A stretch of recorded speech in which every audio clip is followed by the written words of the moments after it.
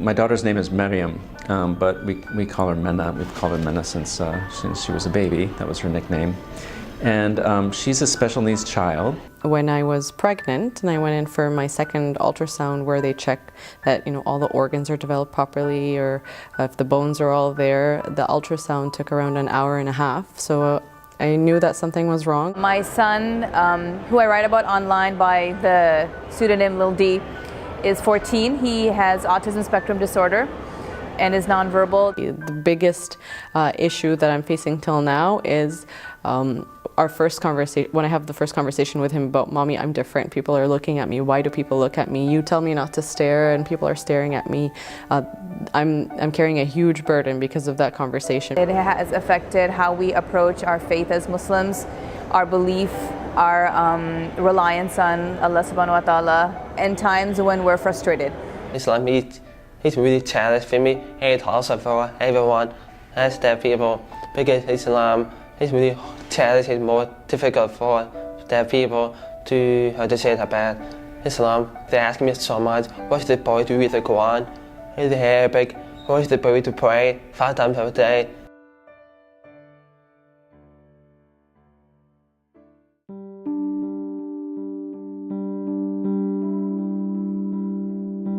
Through our work with Muslims living with disabilities, we found out that oftentimes they faced a number of very similar challenges. They felt really isolated. They felt like they were the only ones in their community who were experiencing certain difficulties. Every person has something to contribute to the community.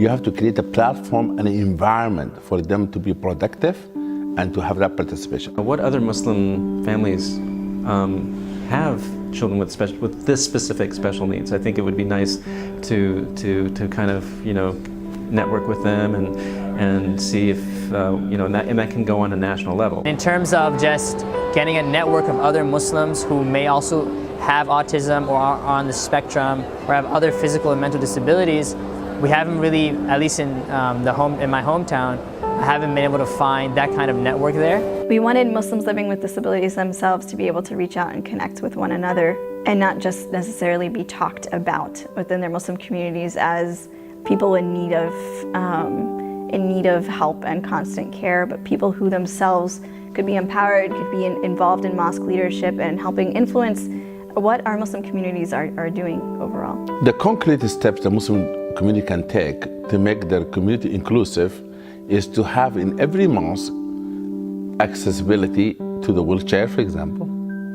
To make sure that the people who use sign language, maybe there's classes for them or tell them where they can have classes. To have a support group for family with children with disability.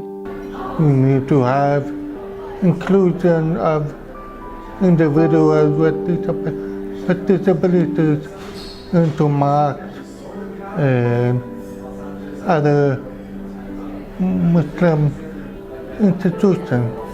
I hope to see Muslims incorporate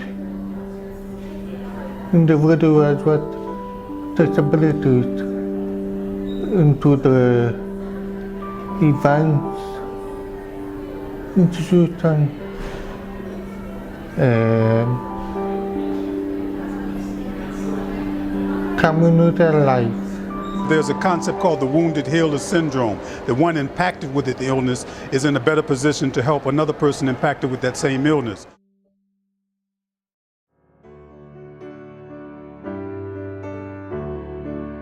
I think Enabled Muslim is a great resource for everyone in the Muslim community, whether you're directly impacted by disability or not. When I saw the Enabled Muslim's website, I was totally ecstatic. I don't know why that idea never even occurred to me, to have that kind of website out there where people could go get information about what resources are available to students, to Muslims with disabilities. It's structured as an online support network, so the more people we have that are a part of it, the more beneficial it'll be for everyone. The Muslim community really ought to be at the forefront of addressing the issue of disability, raising awareness and advocating for people with special needs. When you have a child with a disability or a loved one, or you have a disability, that's going to be your community, inshallah. People should support this effort, support the Enable project, because it will make our community better, make our society better, and would make us fulfill our obligation. Thank you for calling us to do what is right in our community. Please find us online at EnabledMuslim.org, or find us on Facebook and like us there, or find us on Twitter at EnabledMuslim. I'd love to see you there. Please check out EnabledMuslim.org. When you look at Menna, when you see her, when you meet her, you know, she can give a smile sometimes so unexpectedly, and that just makes your day. You know, it's really kind of special.